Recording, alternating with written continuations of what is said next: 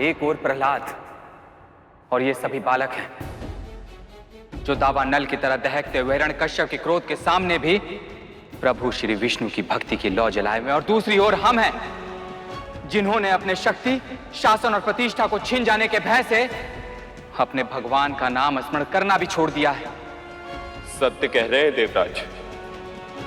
आज लज्जा आ रही है हमें अपने आप पर, अपने देवता होने पर।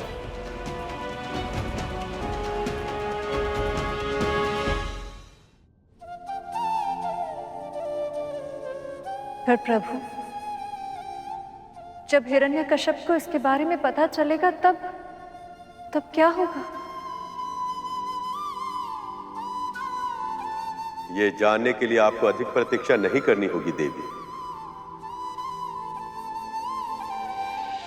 सैनिक, जाओ और प्रहलाद कुमार एवं गुरुपुत्रों को बुलाकर लेकर आओ। मैं देखना चाहता हूं कि वो दोनों मिलकर उसे क्या सिखा रहे हैं और वो क्या सीख रहा है उनसे। जो आज्ञा महाराज। इतनी शीघ्रता क्यों महाराज? अभी कुछ दिनों पहले ही तो गए हैं, और आप तो जानते हैं ना कि वेदाभ्यास करने में समय लगता है। आप सत्य कह रही हैं महारानी, लेकिन हम देखना चाहते हैं कि उसका शिक्षा में मन लग भी रहा है या नहीं। ये कहिए ना कि उसके बिना आपका मन नहीं लग रहा है, और आप मुझसे कह रहे थे कि पुत्र वियोग में मैं दुखी होंगी। परंतु सत्य तो यह है कि अपने पुत्र का मुख देखे बिना आप नहीं रह पा रहे हैं। आप सत्य कह रही हैं महारानी। प्रहलाद केवल मेरे मन का आह्लादी नहीं, मेरी आंखों की ज्योति है। मेरे अधरों की प्रसन्नता ही नहीं, वो मेरे हृदय की आशा भी है। विश्वास है असुर वंश की जगमगाती कीर्ति पताका का भविष्य है मेरे उस स्वप्न का जो मैंने मेरे भाई हिरण्याक्ष के साथ मिलकर देखा था।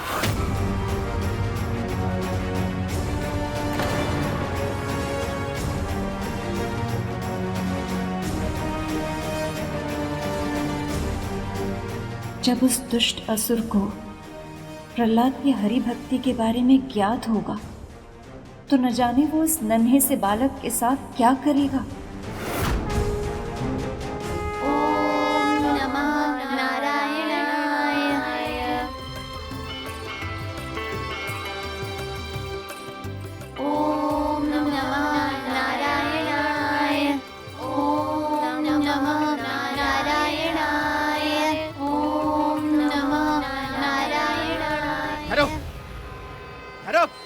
मत करो ये सब। तुम सबको तनिक भी लज्जा नहीं आई गुरुकुल का नियम तोड़ते हुए।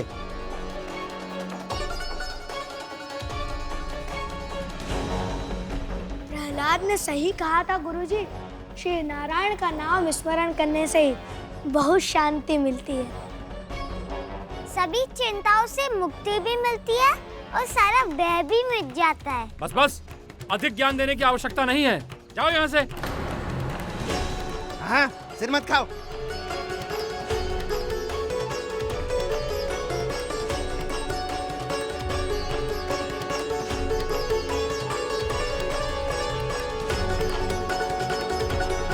प्रहलाद पुत्र, तुम भी चलिए गुरुजनों। कहाँ श्रीमान? राजमहल। और कहाँ जाओगे?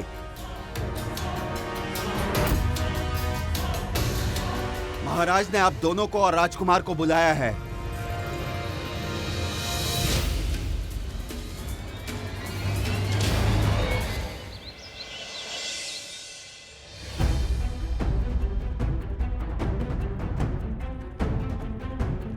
प्रहलाद, पुत्र जैसा सिखाया वैसा ही बोलना, अपने पिताजी का ही जाप करना। नारायण का नाम मत लेना, कहना ओम हिरण्याय नमः। समझ गए? तो चलो।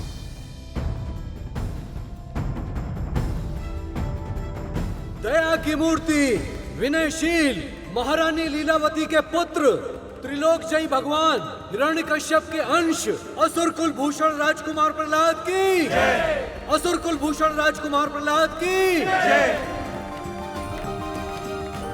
प्रणाम माँ।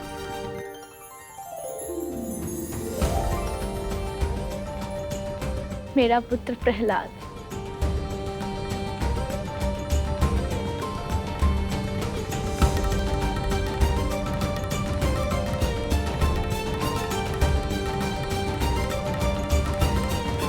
प्रणाम पिताजी।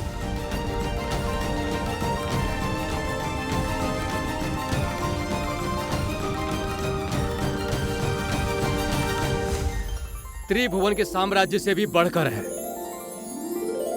पुत्र का ये आलिंगन।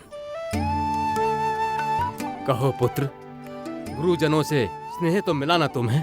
हाँ पिताजी, गुरुजनों ने बहुत प्रेम और धैर्य के साथ विद्याभ्यास कराया मुझे।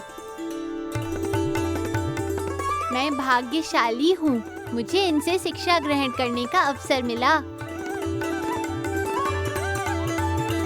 कुमार की विनयशीलता का वर्णन करना नितांत असंभव है महाराज। अहंकार तो लेस मात्र भी नहीं है महाराज, क्रोध का तो नाम तक नहीं है। खेल खेल में असत्य भाषण देना भी नहीं आता कुमार को। प्रत्यक्षम किम अनुमानम, प्रत्यक्षम किम प्रमाणम। जो सामने है उसको ना अनुमान की आवश्यकता होती है और ना प्रमाण की।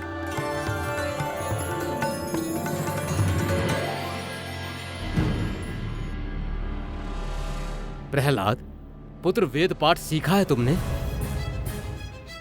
शास्त्रों का अध्ययन किया है ना?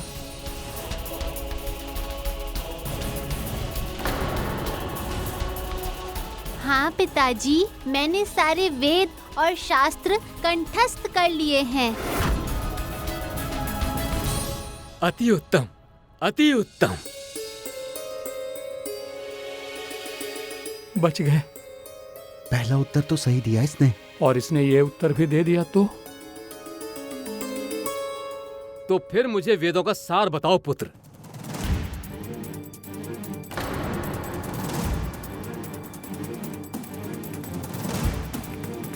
इसने इसका उत्तर भी दे दिया तो? अर्थात नारायण का नाम ले लिया तो हम दोनों मारे जाएंगे।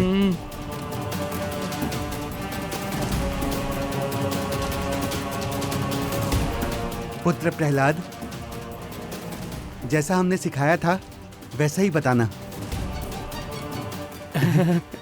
पुत्र, कोई त्रुटि मत करना हैं? ओम नमो नारायणाय, नारायणाय, ओम नमो नारायणाय।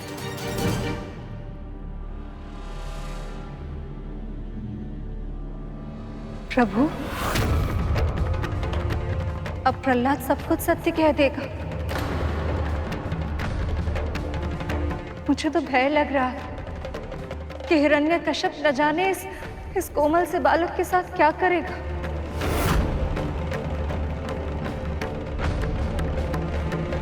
सभी वेदों का सार है आत्मनि खल्वरे विज्ञात इदम सर्वम विदितम।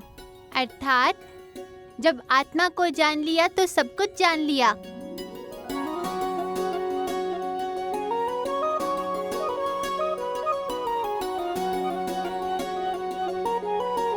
उत्तम, अति उत्तम।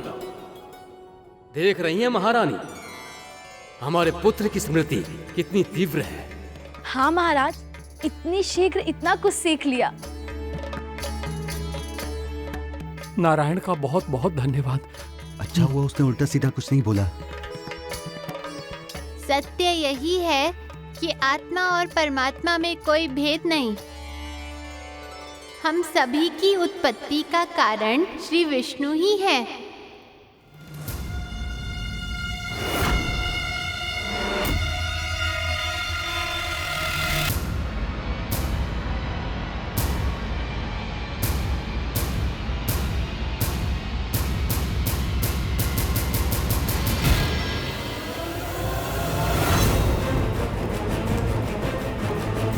हम सभी की हर श्वास उनकी कृपा से ही है।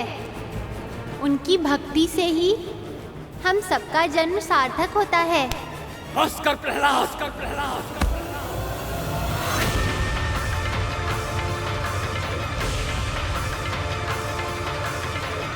मेरे शत्रु का गुणगान सुनाकर मेरे कानों में पिघला हुआ शीशा डाल रहे हो तुम। गुरुपुत्रों, यही सिखाया तुमने मेरे पुत्र को? मेरे वैरी विष्णु की प्रशंसा करना? दानेश्वर, इसमें हमारा कोई अपराध नहीं है। आपके चरणों की सौगंध महाराज, हमने शत्रु पक्ष के कोई शास्त्र का ज्ञान नहीं दिया राजकुमार को।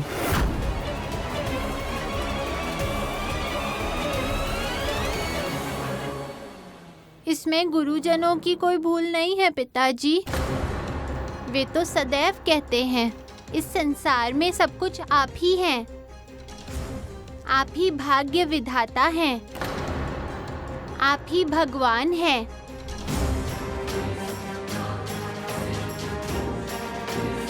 पुत्र, यदि तुम्हें गुरुओं का वचन स्मरण है, भरी सभा में पिता को अनुचित उत्तर देकर इस प्रकार अपमानित क्यों किया? पिताजी को अपमानित करने की मैं कल्पना भी नहीं कर सकता माँ, पर इन्हें प्रसन्न करने के लिए असत्य भी तो नहीं बोल सकता।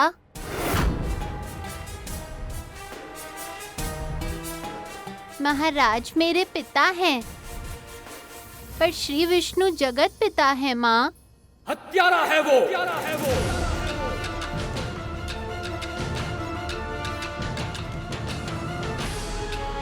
छल से मेरे भाई की हत्या की है उसने।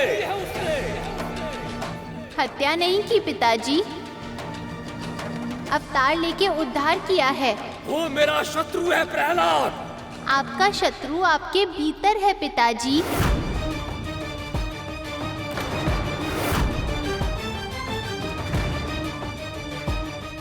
भीतर? ये कैसे हो सकता है पुत्र?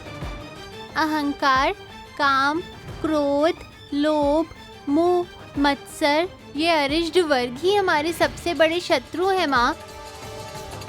इन पर विजय प्राप्त हो जाए तो सब और सुख ही सुख हो और शांति ही शांति हो।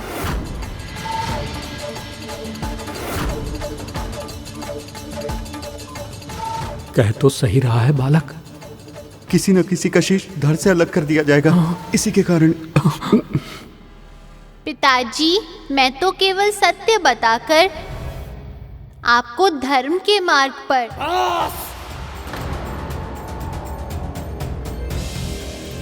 मेरी राज्यसभा में सिर शत्रु की प्रशंसा हो, मैं ये सहन नहीं कर सकता। उस विष्णु के नाम तक को इस संसार से मिटाना होगा। पिताजी इतना क्रोध क्यों कर रहे हैं माँ? इसी क्षण विष्णु का नाम जपना छोड़ दो प्रहलाद, अन्यथा तुम्हें भी वही दंड मिलेगा जो अन्य सभी को मिलता है।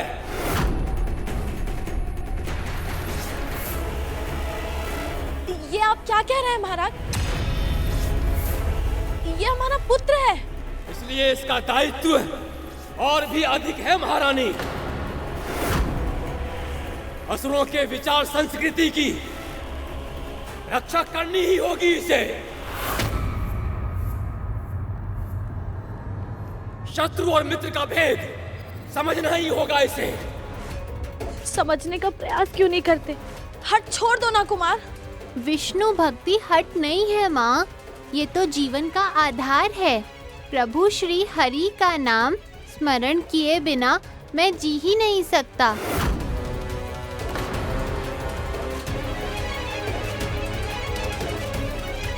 सैनिकों, बंदी बना लो इस कुलद्रोही को और डाल दो काल कोठरी में।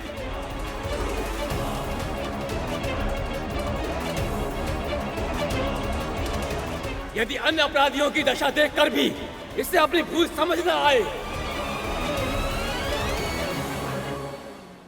तो दंड देने से भी मत चूकना।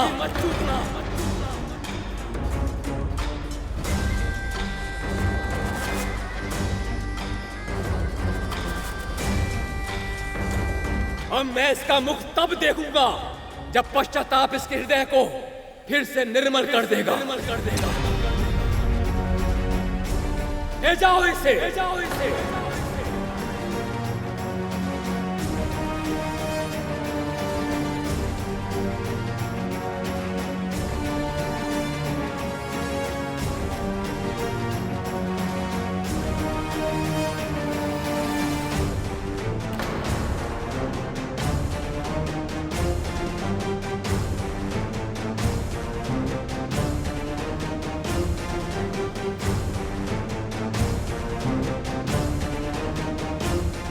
पुत्र। महारानी,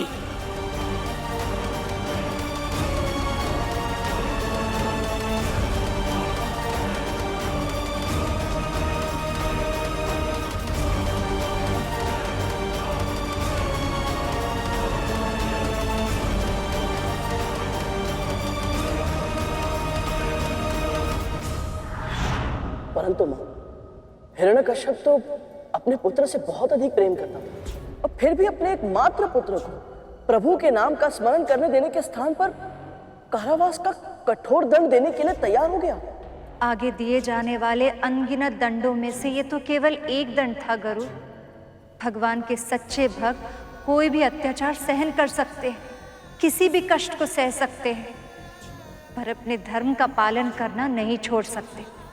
वैसे भी ये सब उनकी लीला का ही भाग था, क्योंकि श्री विष्णु के भक्तों को सताना बहुत बड़ा पाप होता है, और जितने अधिक पाप हिरण्यकश्यप करता उतनी ही शीघ्र उसके पापों का घड़ा भरता, और उतनी ही शीघ्र भगवान उसका उद्धार करने के लिए अवतार ले पाते। फिर क्या हुआ?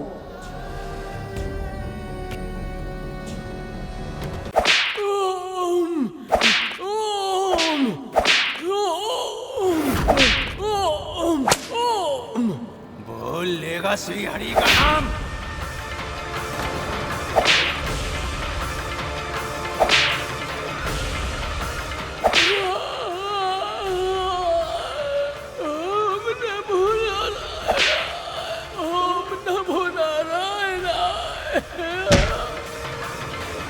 बहुत शीत लग रही है ना तुझे?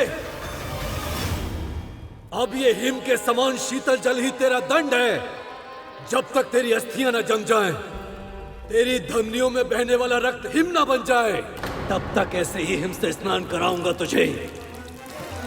ओम नमो नारायण, ओम नमो नारायण, ओम नमो नारायण। अब तो आप समझ गए ना राजकुमार? यदि आपने अब भी हरि नाम के हट को त्याग कर महाराज को अपना भगवान स्वीकार नहीं किया, तो यहाँ क्या होगा आपके साथ? मेरी आंखों में ये आंसू अपने संभावित कष्टों के आभास के कारण नहीं छलके हैं महोदय। मैं तो ये सोचकर दुखी हूँ कि पिताजी कितना बड़ा पाप कर रहे हैं और अपने इन सभी भक्तों को इतने अधिक कष्ट में देखकर मेरे प्रभु स्वयं कितने दुखी होंगे। आप अब भी विष्णु की ही चर्चा कर रहे हैं राजकुमार, और कोई उपाय शेष नहीं है। अब डाल दो इन्हें काल कोठरी के भीतर।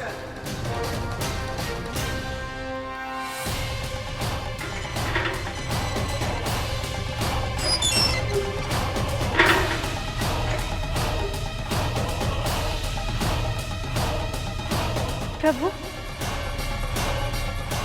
कहीं असुर इतने छोटे बालक को भी दुष्कर यातना ना दी।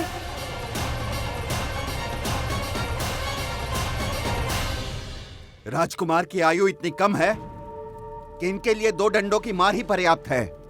जब कोमल त्वचा डंडों की मार से जलकर लाल हो जाएगी, तो नारायण नाम अपने आप इनकी जिह्वा से लुप्त हो जाएगा।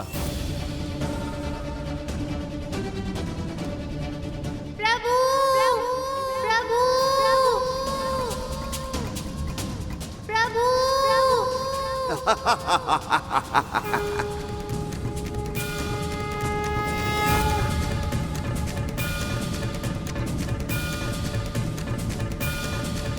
भक्त प्रहलाद की रक्षा कीजिए प्रभु। यदि आपने उसकी रक्षा नहीं की तो इन असुरों के कठोर दंड से उसके प्राण को भी हानि हो सकती है। उसकी रक्षा कीजिए प्रभु।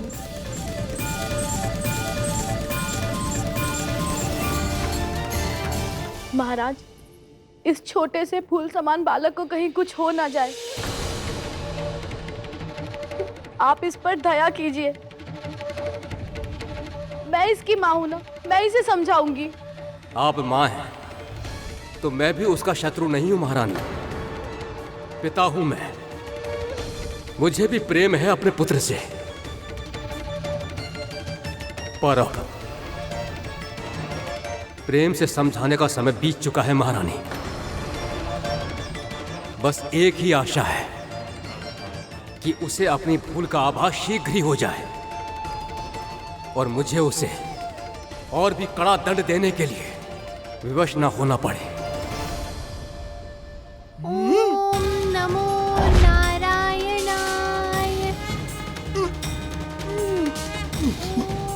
नमो नारायणाय। ओम नमो नारायणाय। ओम नमो नारायणाय। ओम नमो नारायणाय। ये कैसे संभव है? ओम नमो नारायणाय। ओम नमो नारायणाय। ओम नमो नारायणाय। ओम नमो नारायणाय। ओम नमो नारायणाय। नमो नारायणाय।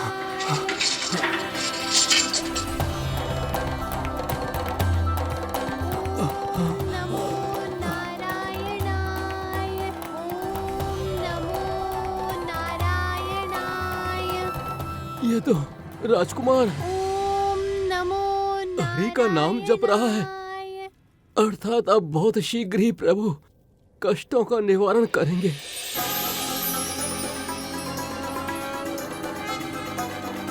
ओम नमो नारायणाय।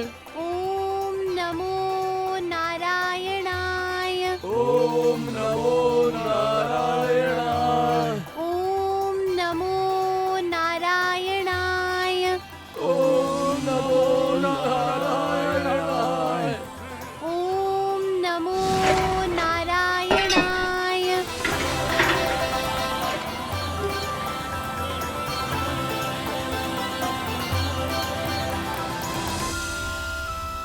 सारे सैनिक भाग गए।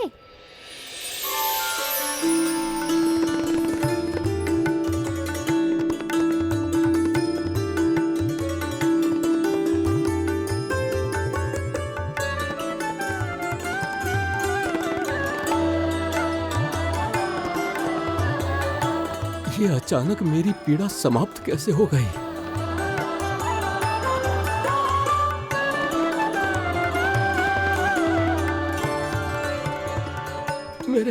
मेरे घाव, मेरी पीड़ा भी समाप्त हो गई। मुझ में ये ऊर्जा कहाँ से आई? ये सब श्री नारायण का चमत्कार है।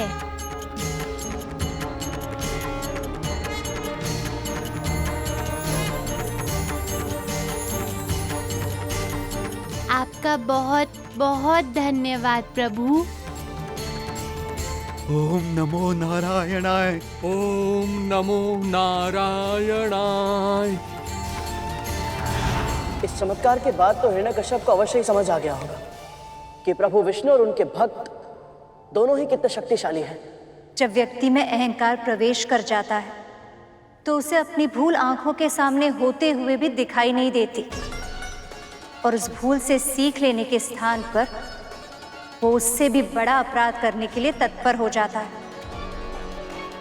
और हिरण्यकश्यप के साथ भी ऐसा ही कुछ हुआ।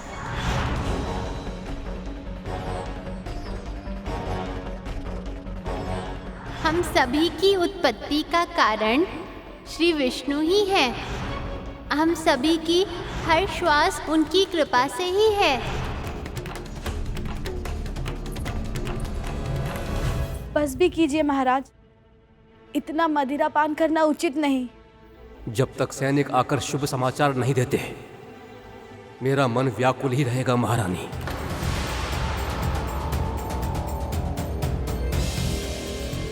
महाराज, महाराज की जय हो। कारागार अधीक्षक, प्रहलाद को अधिक दंड तो नहीं देना पड़ा। अपनी भूल का पश्चाताप तो है ना उसे? महाराज वो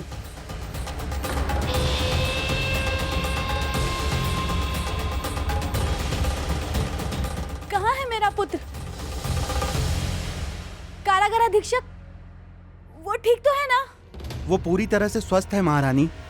और वो ही नहीं, अन्य सभी ऋषि मुनि भी कुमार प्रहलाद के साथ अब उत्तम स्थिति में हैं। तुम्हारे कहने का अर्थ क्या है? मैं बताता हूँ पिताजी। पुत्र, दंडों की चोट से अधिक पीड़ा तो नहीं हो रही है ना?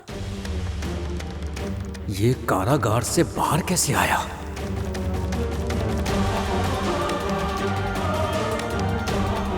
कारागार अधीक्षक, क्षमादान से पहले ये कारागार से बाहर कैसे आ गया? पर क्षमा तो उन्हें किया जाता है जिन्होंने अपराध किया हो, पर मैंने और कारागार में बंद ऋषि मुनियों ने कोई अपराध नहीं किया पिताजी। इसलिए नारायण ने हमें हमारे कष्टों से मुक्त कर दिया। फिर वही दुर्वचन, फिर वही शत्रु का नाम। असुरों में मायावी शक्तियां अर्जित करने का सामर्थ्य होता है। अवश्य तुमने भी कोई मायावी शक्ति प्राप्त कर ली है प्रहलाद, पर इससे तुम मुझसे और मेरे दंड से नहीं बच पाओगे प्रहलाद। सैनिक, इसे फिर से कारागार में लेकर चले जाओ। भोजन, जल सब बंद कर दो इसका। कड़ी दृष्टि रखो इस पर।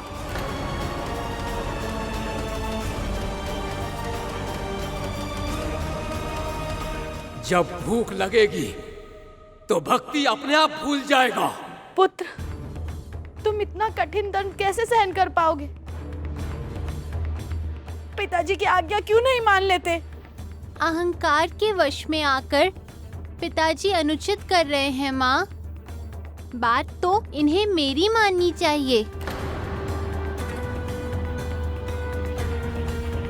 पर आप मेरी चिंता मत कीजिए, नारायण भक्त वत्सल हैं, पीड़ितों के रक्षक हैं।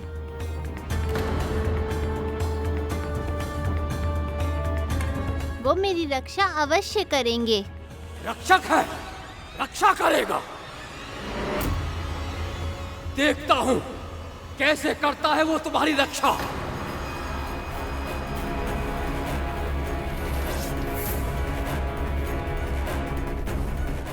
कैसे खिलाता है वो तुम्हें भोजन। अब तुम्हें अन्न का एक दाना भी नहीं मिलेगा।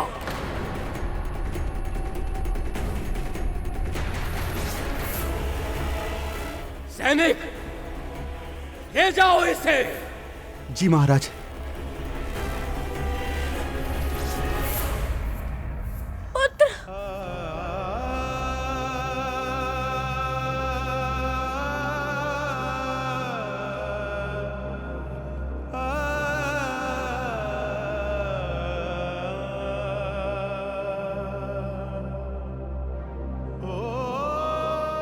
इसके हृदय से उस छलिए नारायण की भक्ति को मैं समाप्त करके ही रहूंगा।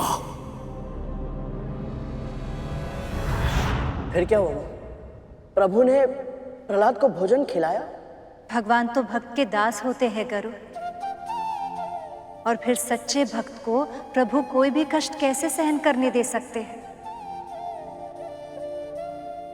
इधर कारागार में प्रहलाद भूखा था और उधर महल में लीलावती ने जल और भोजन सब कुछ त्याग कर दिया था।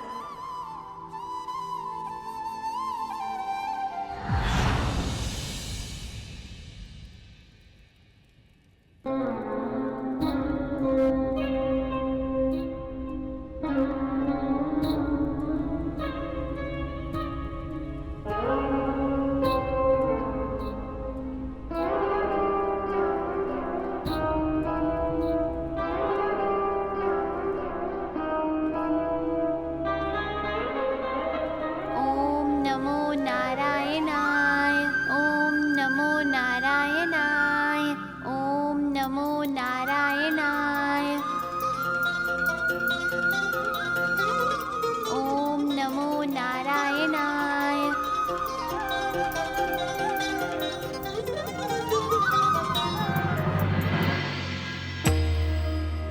शक्ति दीजिए प्रभु कि भूख ना सताए और मेरा मन आपके ध्यान से भटक ना पाए।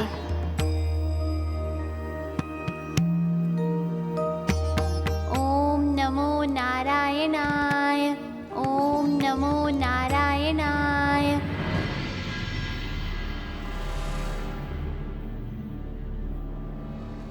महारानी, भोजन ग्रहण कर लीजिए। जब तक मेरा पुत्र भूखा है मैं अन्न का एक दाना भी नहीं खाऊंगी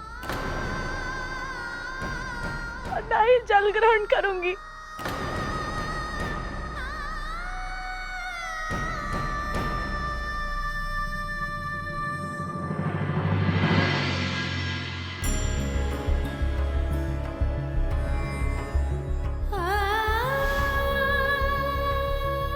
कम से कम शैया पर तो आ जाइए महारानी।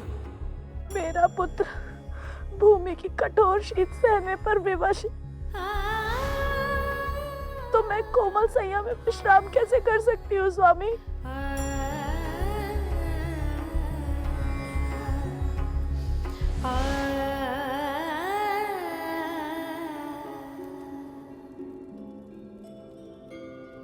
माँ, माँ, माँ, माँ, माँ।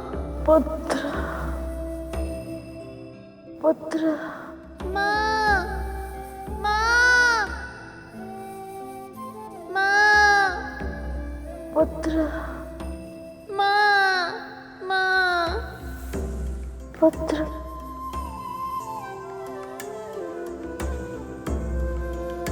मैं इन दोनों को ऐसे कष्ट में नहीं देख सकती प्रभु। कुछ कीजिए, कुछ भी कीजिए, किंतु इनका कष्ट आप समाप्त कर दीजिए।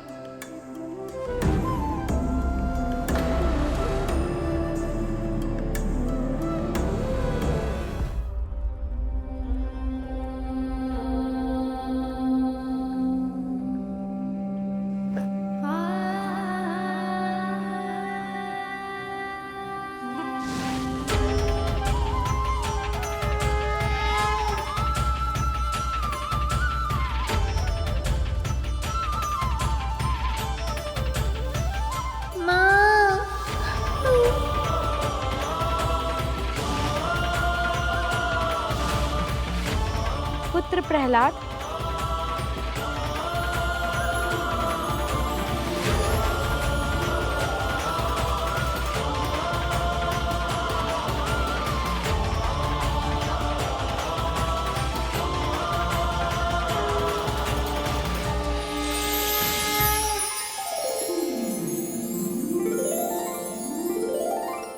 कब से भूखे हो पुत्र?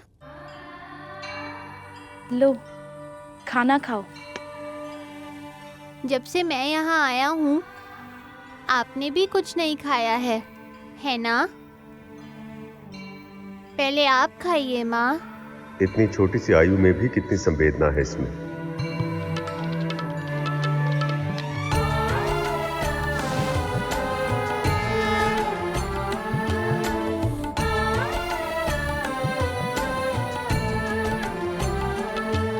माँ, भूख लगी है। प्रहलाद पुत्र, तुम ठीक हो ना? तुम्हें किसी ने अधिक दंड तो नहीं दिया ना? मैं ठीक हूँ माँ, बस भूख सता रही है। आओ, चलो।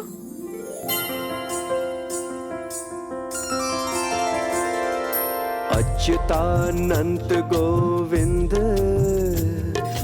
नामोच्चारण भेष जात, नश्यन्ति सकला रोगा, सत्यं सत्यं वदाम्यहम्।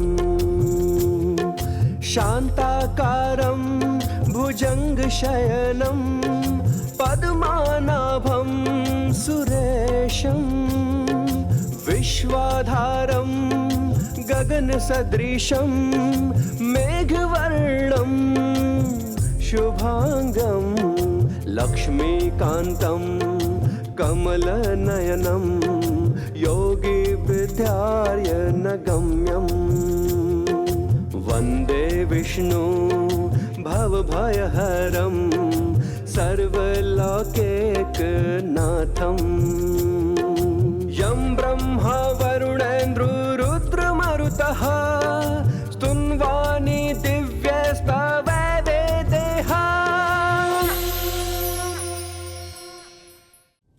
प्रहलाद, विष्णु तुम्हारे पिता के शत्रु हैं। उनकी भक्ति करना छोड़ दो पुत्र। कल प्रातः पिता से क्षमा मांग लेना। वो तुमसे बहुत प्रेम करते हैं, पर विष्णु के प्रति बहुत क्रोध है उनके मन में। मुझे भय है कि यदि तुमने उनका आदेश नहीं माना तो कहीं कुछ। आप चिंता मत कीजिए माँ, मैं कुछ भी अनुचित नहीं कर रहा हूँ, बल्कि मैं पिताजी को मुक्ति का मार्ग दिखाने का प्रयास कर रहा हूँ। जब तक नारायण मेरे साथ हैं, मुझे कुछ नहीं होगा।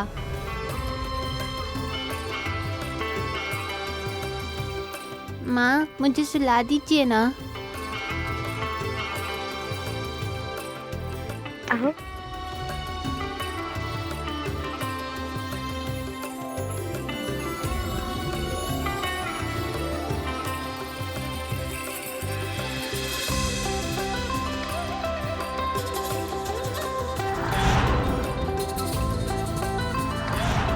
माँ प्रभु इतने महान हैं, वो स्वयं उन दोनों माँ और पुत्र को भोजन कराने चले आए।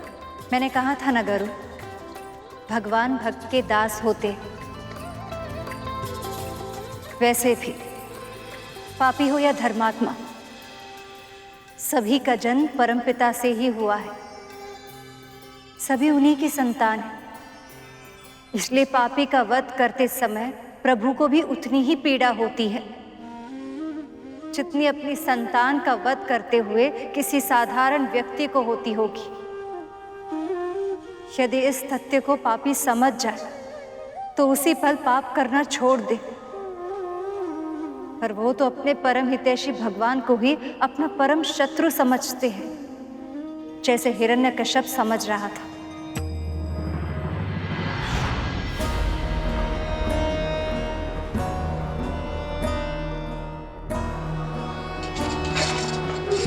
ओम नमो नारायणाय।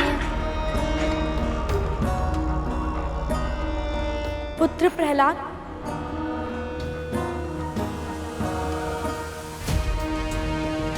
प्रणाम माँ, प्रणाम पिताजी। रात भर भूखे रहकर बुद्धि ठीक हो गई।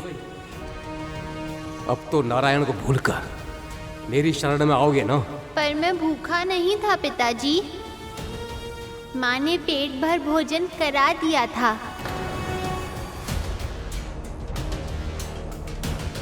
ये सत्य है महारानी? क्षमा कीजिए महाराज, पुत्र भूखा है ये जानकर भला कौन माँ रह सकती है। मैं जब ये हमारे शयन कक्ष में आकर इसने मुझे बोला कि इसे भूख लग रही है, तो मैं शयन कक्ष में? पर माँ, आप यहाँ आई थी। पक्षीराज गरुड़ के साहस भरे कारनामे देखने के लिए चैनल को सब्सक्राइब करें और साथ ही बेल आइकॉन दबाना न भूलें।